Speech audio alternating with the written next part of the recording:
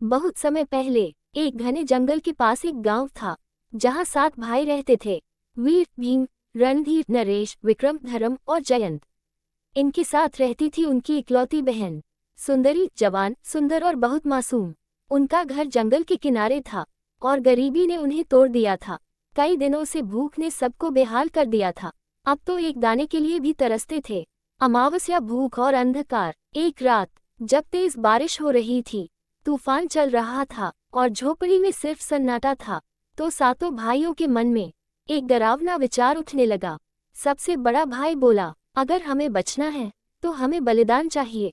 धीरे धीरे वो सब पागलपन की हद तक पहुंच गए और उनके सामने था सिर्फ एक इंसान, उनकी अपनी मासूम बहन सुंदरी। सुंदरी सो रही थी, शांत निश्चल नींद में।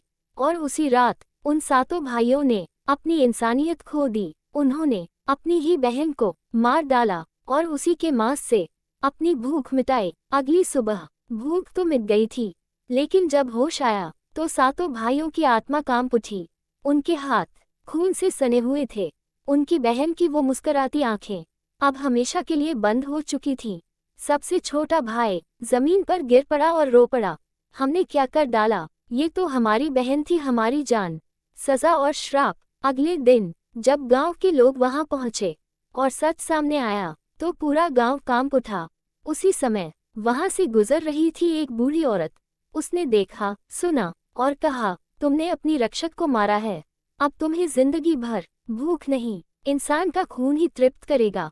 उसने उन्हें श्राप दिया, अब तुम सब नरभक्षी भेड़िए बन जाओगे, जो अपनी ही आत्मा को हर रात खा जाएंगे। और उसी पल 7 भाई तड़पते हुए एक एक करके भेड़िए बन गए। उनकी चीखें जंगल में गूंजती रहीं और जंगल का अंधेरा और भी डरावना बन गया।